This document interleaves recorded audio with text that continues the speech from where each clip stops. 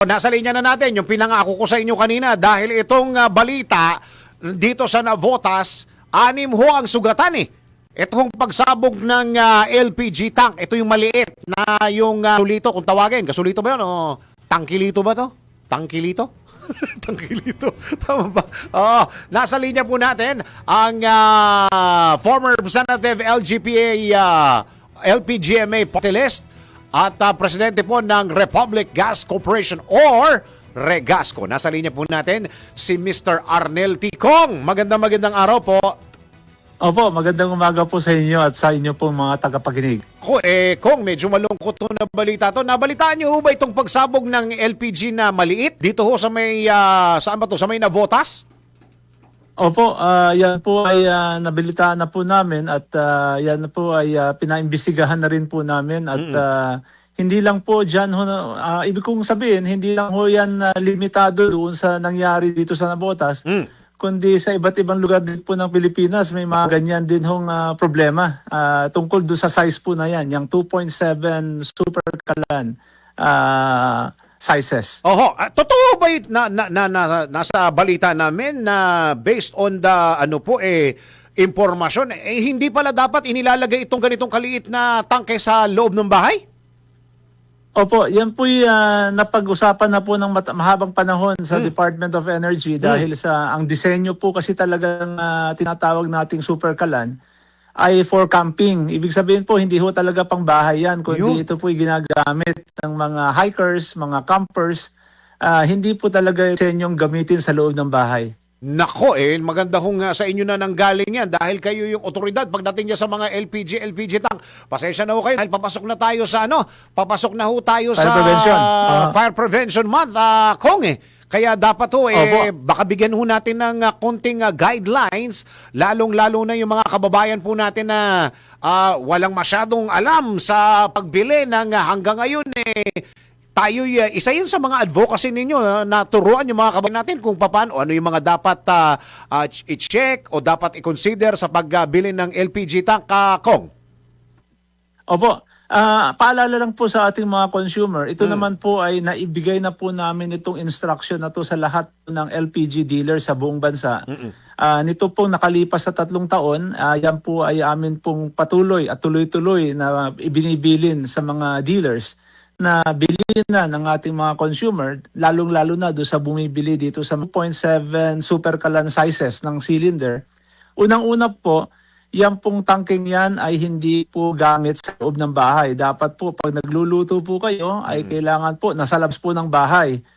Dahil ang tendency po kasi ng disenyo niya yan, ay meron po kasing, wala ko kasing regulator yan, para sa kaalaman ng ating mga consumer, wala akong regulator yan. Kaya po kuminsan, kung mali po ang pagkakabukas, bigla kong sisirit ang malakas na gas na sa loob po ng bahay, makukulong po yung gas at yun po ang magiging sanhi ng ignition or kaya explosion ng LPG.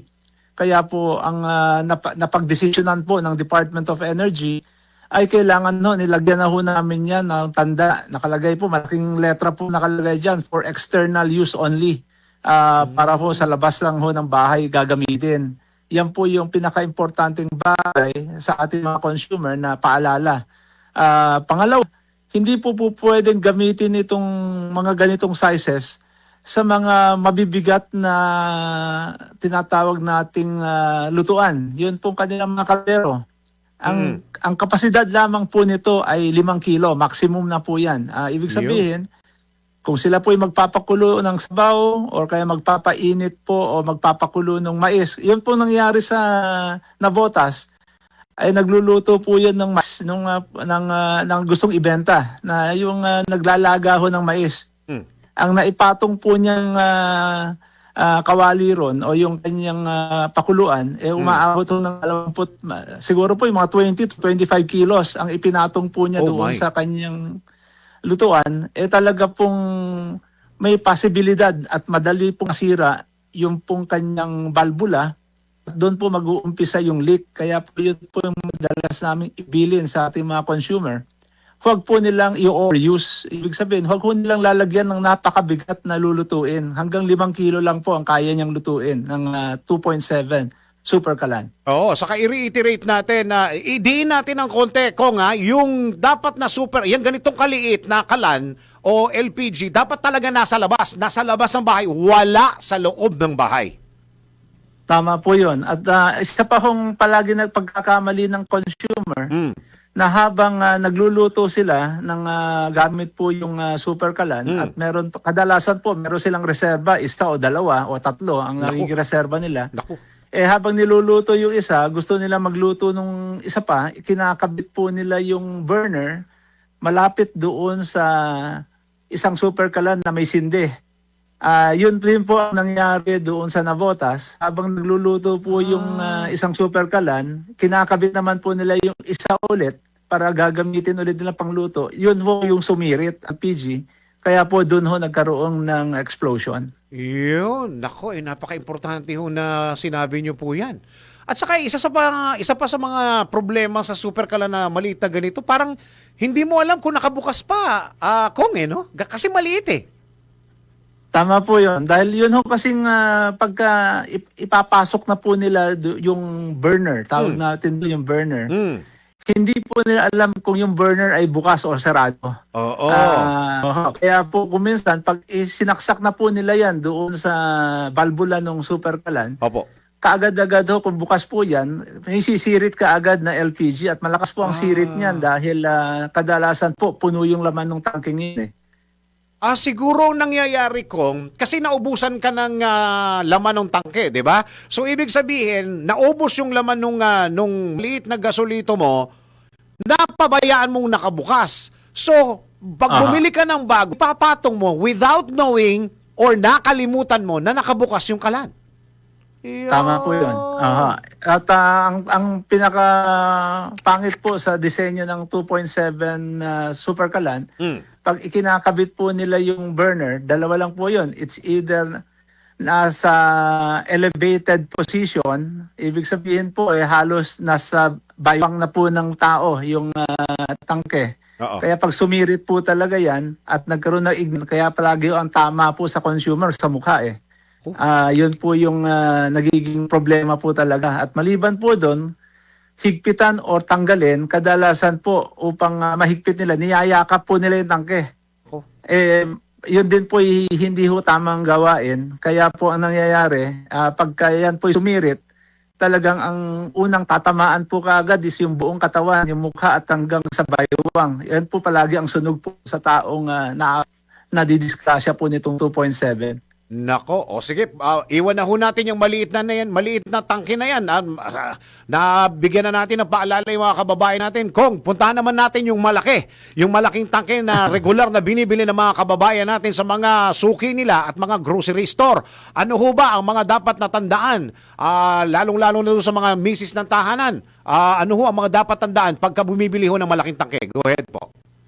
Opo, unang-una, ang atin pong palaging paalakan nila is unang-una pagkabibili po sila sa isang LPG dealer, siguraduhin po nila na ito'y may lisensya dahil nasa batas na po na kailangan meron po silang nakapaskil na yung tawag natin doon, license to operate, yung LTO mula po sa Department of Energy.